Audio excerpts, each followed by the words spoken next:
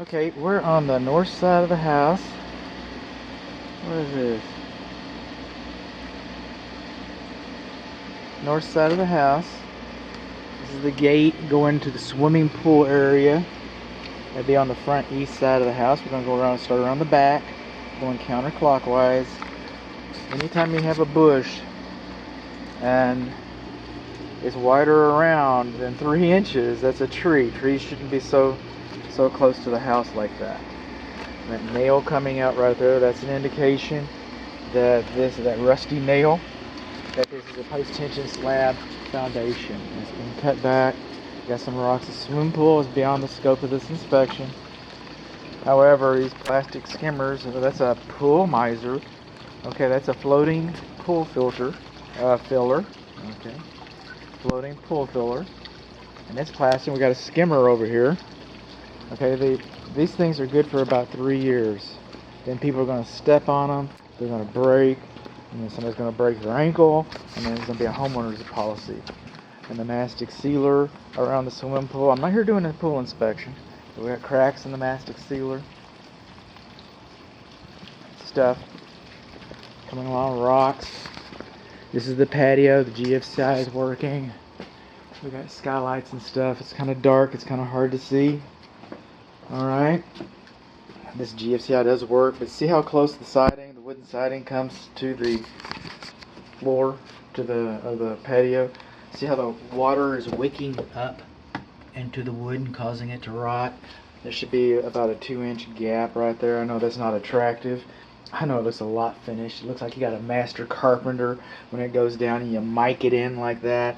I get that. I get the way it looks. But it's not a practical application. And it's an incorrect application that looks good. That looks good. Going along, we've got a screened-in porch. Let's kind of go in here. Now this is okay. It's got a self-closing spring on it, doesn't it? Look at that. If you have a swimming pool, everything, and that's considered the exterior, but I guess since it's self-closing. But for example, this patio door right here, since you have a swimming pool, since you have a patio, it should have a self-closing spring on it. And since you have a swimming pool, okay, there should be a distinct alarm, an alarm that's different than the house alarm. So that if somebody comes out that door and you're the other part of the house and you're ironing or whatever, then you can hear that distinct alarm, you know somebody's in the swimming pool area. I don't know if the self-closer applies to, applies to screen doors. So these might also require a self-closer, but I don't know. And I'm not doing a swimming pool inspection. Alright, so we're in the patio area. You should not use extension cords and permanent applications. We're up here, for the festive party lights. And I get it, I'd probably do it. It looks like something that you'd find at my house, and what you're finding at my house is something that's done wrong. See this cable coming in here? Is that a case? That's a case around it. Okay, that's alright. We've installed a dog door in here, which is fine if you've got a dog. It's very convenient. The dog can come out here and hang out on the porch and then go on out and do his business. It's business. It can work like that. But, if you don't have a dog, then you've got holes in your walls. Holes in your walls. Put a little flashlight on this. Got a little case out here. This is on. Turn some things on. Get some light. Put some light on this subject. Everybody's calling me. I'm going to have a break for our sponsors. Okay, that's what we want. And we'll come on out this door. It's got little latches on it. Self-closing on you too. Yeah, that's all right. Kind of drags there a little bit. This flagstone is not dimensionally uniform. These stepping stones, so somebody can trip on them. And I'm going to mention that again in the water section. But what are you going to do? You got negative drainage here. We do have some surface drains. high soil conditions, negative drainage. They see this metal landscaping ridge they put up over here. They're trying to control all the water's coming down here. All the water's coming down here, and it was going on into the patio, and they're trying to control it. So we put a drain here, and we put this little metal landscaping edging in, and that's what we're trying to do. We got bushes and debris too close to the house. It's all just piled up around here. Alright. Moving up, we got gable vents. I didn't notice this on the roof inspection, this detail, but that tells us, if you look right there, we got ridge vents. Okay, ridge, and there's ridge vents above that gable vent. So we've got a mixed vent system.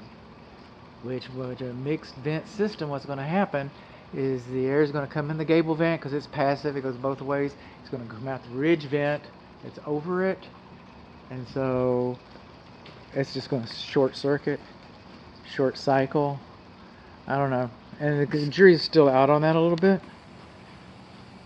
Okay, before I get too carried away, because I haven't seen any soffit vents, so this might be one of the few times it's acceptable. You know, it happens. Our rain gutters are discharging below the grade.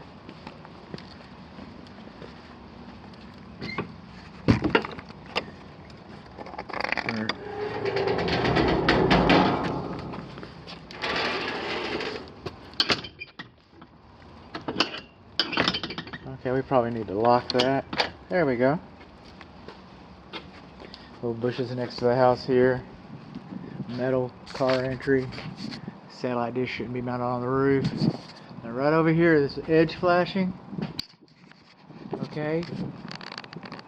See that gap at the top right there? Think wind-driven rain can get in there? I do. And then over here, right there, they put a little tack in it. This edge flashing.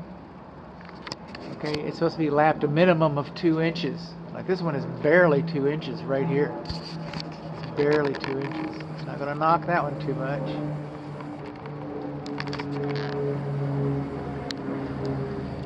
Coming on along.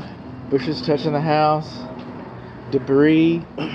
This is your electric meter right here.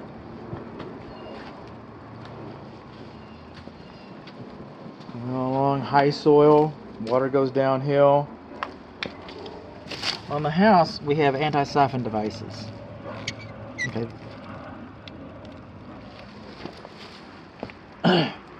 This is a water heater. Okay, drain line. It's higher than 6 inches from the ground. And then this is the safety pan drain line, I'm assuming.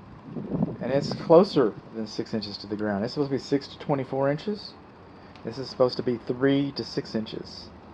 So the drain pan is too close, and the temperature pressure, no, actually probably pressure relief valve, but it's too high. This is the clothes dryer vent right in here. This is how you find wasps. You just stick your hand up here in good faith. It's sprung open. You see that? A little bit of wood rot right in there. Yeah, we did. Got some foam in our hole right there. Bushes too close to the house. Wood to ground contact. Speaking of wood rot, another surface drain. More of these precarious flagstones that I kind of like. High soil debris, high soil debris. Bushes too close, high soil debris. Going on. We come up to what I call as a dead end. I didn't plan my trip very well, did I? Alright. I'm going to call this the second video. And then I'm going to do another one for the front.